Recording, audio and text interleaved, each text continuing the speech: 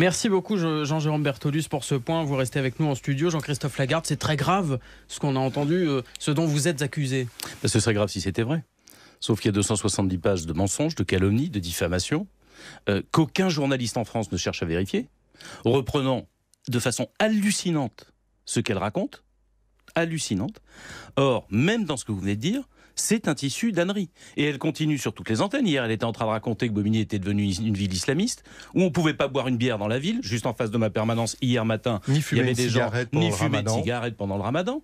Mais c'est n'importe quoi. Est-ce qu'il reste un journaliste d'investigation dans ce pays pour venir voir ce qui se passe, pour venir se rendre compte de la manipulation? Cette femme a écrit un brûlot commercial, un tissu de mensonges, sous la dictée du candidat socialiste de Bobigny, dont elle est une intime, et tout le monde reprend ces absurdités. Est-ce que vous portez plainte aujourd'hui, Jean-Christophe Lagarde? Évidemment, sauf que je ne pouvais pas le faire jusqu'à ce que le livre soit sorti. Elle a dit hier sur une émission que je n'avais pas porté plainte. Je n'avais pas le livre. Maintenant, on a le livre. Il est sorti hier. Et elle rendra compte devant la justice, mais c'est dans 12 à 18 mois. Et il y a une élection municipale dans un mois. Et on m'a cloué au pilori sur l'ensemble des panneaux de France. Pourquoi? Je ne peux pas répondre en 10 minutes, monsieur Bertolus, à chacune de ces accusations débiles. Vous dites par exemple les 80 000 € sur l'association culturelle des musulmans de Bobigny. C'était un projet porté par la municipalité communiste. Vous dites cette femme qui est la femme d'un membre du gang des barbares. Je ne la connaissais que comme responsable associatif, comme la municipalité communiste qui, jusqu'en 2014, lui accordait un local municipal pour faire de l'aide aux devoirs. Personne à Bobigny ne savait sa proximité ou ses liens, etc. Et quels sont vos liens à vous avec, je voudrais qu'on réfléchisse. Qui était donc sur vos affiches de campagne. Mais elle était, alors sur cette photo, c'est extraordinaire, elle est sur cette photo la seule femme voilée qui se trouve là, et vous savez qui d'autre se trouve? Des personnes qui portent la kippa. Personne n'a regardé la photo. Et pourquoi? Parce que la photo, elle est prise au sein de l'association culturelle des Juifs de Bobigny. Non, là, c'est surtout le profil de cette femme qui interroge, puisque c'était la campagne donc, du numéro 2 du Je gang des répondrai à barbares. ça dans les tribunaux, mais je voudrais faire réfléchir les gens qui entendent ce genre d'âneries. Et ceux qui les répètent ou qui les amplifient. Qu'est-ce que ça veut dire? C'est une insulte à l'ensemble des habitants de Bobigny. Ça veut dire que les habitants de Bobigny, ils votent en fonction et sous la coupe des voyous? Qu'une majorité d'habitants de cette ville sont des voyous? Ça veut dire que pour pouvoir gagner Bobigny, ce dont je n'avais nul besoin accessoirement, je serais même réélu député sans aucune voix à Bobigny. Il suffit de regarder les résultats électoraux. Ça veut dire donc qu'à Bobigny, pour avoir les voix des musulmans, comme si les musulmans votaient en fonction de leur religion, pas de leur cerveau et pas de leurs convictions, ce ne sont pas des sous-citoyens, on est en train d'essayer d'expliquer que les musulmans de Bobigny ont des accointances, une sympathie avec cet horrible crime d'Ilan Halimi, et que pour pouvoir avoir leur voix, il faudrait être sympathique avec les meurtriers d'Ilan Halimi. Mais on est chez les fous. On est chez les fous. On insulte tout le monde, on raconte n'importe quoi, et personne ne me donne, sauf vous, et je vous en remercie, quelques secondes pour démonter ce genre d'absurdité. Au fond, ce qu'on me reproche, ce n'est pas d'être communautariste, clientéliste.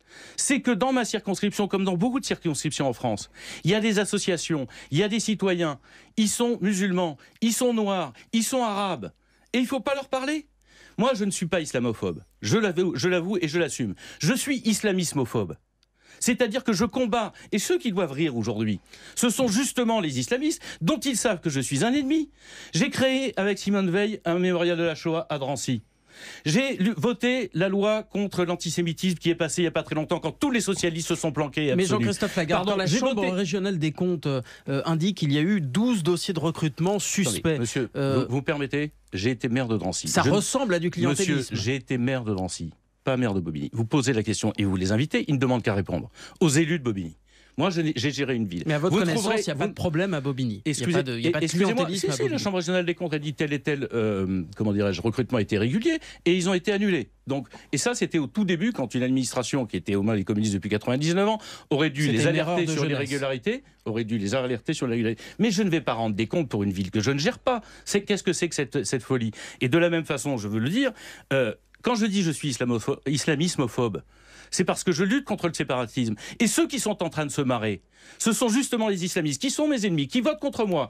Parce que, par exemple, j'ai voté la loi sur le mariage gay. Ah, c'est facile d'être un ami des islamistes, alors qu'évidemment, ils condamnent ce genre de choses. Mais enfin, est-ce qu'il y a encore quelqu'un qui réfléchit dans notre pays? Pardon, moi, je reçois, et recevez-les, interrogez-les. Je reçois... Attendez, Jean-Christophe Lagarde, en fait, attendez, si je veux juste terminer. C'est vrai Je que le reçois des président de la soutiens du République... président d'SOS Racisme, Nasser Ramdan, dans le 93. Je reçois le soutien du président de la Fondation de l'Islam de France, M. Raled Benchek, de Sami Gozlan, qui est le président de l'Observatoire contre l'antisémitisme, de Meyer Habib, qui est un ennemi des salafistes, d'Hassan Chalgoumi, qui est menacé de mort par les salafistes. Est-ce qu'on arrête de raconter n'importe quoi? Vous avez donc des soutiens qui sont nombreux, mais effectivement... ceux qui savent de quoi ils parlent et ceux qui savent ce que je fais, monsieur Sénéchal. Monsieur Lagarde, on a bien compris. C'est vrai que le président de la République s'en est pris effectivement aux élus complaisants avec... Et il a raison. Avec ce qu'il appelle le communautarisme ou le séparatisme. Mais par exemple, on parlait là de Linda Benakouche, mais il y a eu beaucoup d'exemples, beaucoup de patrons d'associations effectivement cultuelles, communautaristes ont été embauchés à la mairie de Bobigny. On sait, par exemple, Kamel Mouni, qui était candidat de l'Union démocrate des musulmans de France, qui se rallie à l'UDI et qui est embauché, recruté comme chef de projet événementiel. Monsieur Bertolus, vous avez une rédaction à votre disposition. Allez regarder sur le site du ministère de l'Intérieur et vous verrez que tous les gens dont vous parlez ont constitué une liste communautaire en 2008 contre les communistes. Elle s'appelait Libre, L-I-B-R. Ils ont fait 3% des voix. Vous imaginez que c'était absolument essentiel. Et alors même qu'on dit qu'il faut lutter contre les listes communautaires, la meilleure façon, entre guillemets, de lutter, c'est d'éviter qu'ils constituent ces listes communautaires et de faire en sorte qu'ils soient... Or, l'individu en question dont vous parlez, il a été candidat, d'abord il était seul dans la ville, il était incapable de faire une liste, il a été candidat sur cette liste parce qu'elle était bien difficile à constituer et que personne ne pensait gagner Bobigny à l'époque, je le dis au passage, contrairement à tout ce que j'ai entendu aussi comme ânerie. Il a été candidat, il a démissionné quelques mois après, il n'a jamais siégé, mais tous les autres que vous citez, tous les responsables d'associations, ce sont eux qui avaient fait une liste communautaire en 2014. Comment vous empêchez une liste communautaire en ramenant les gens dans les listes normales? Parce que vous pouvez regarder l'ensemble du conseil municipal de Bobigny, c'est pas un ramassis de voyous, pas plus que la ville, ni d'islamistes. Ce sont des gens qui ont simplement repris les affaires d'une ville en main, qui essayent de s'en sortir et qui sont salis par un opposant via une journaliste qui est son intime, dans des conditions invraisemblables, sans même avoir le droit de répondre. Et je vais terminer sur un point, si vous le permettez. Pourquoi est-ce qu'on demande des comptes à Jean-Christophe Lagarde, qui n'est pas le maire de Bobigny, et pas au maire de Bobigny ou aux élus de Bobigny? Pourquoi on ne leur donne pas la parole?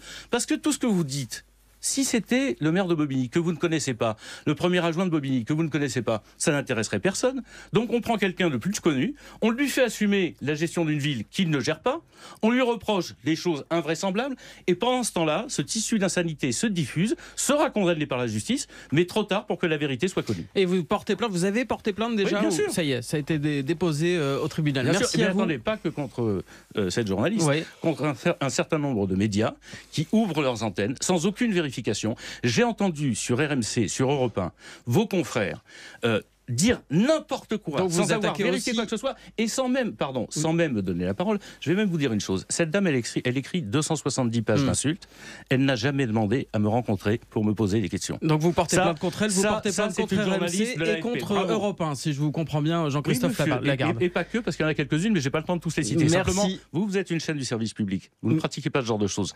En l'occurrence, les chaînes commerciales, c'est le business médiatique. Pour vendre, pour pouvoir faire de l'audience et faire du pognon, ils sont prêts à raconter n'importe quoi. On a entendu votre colère, en tout cas sur France Info. Merci beaucoup Jean-Christophe Lagarde, président de l'UDI et député de Seine-Saint-Denis.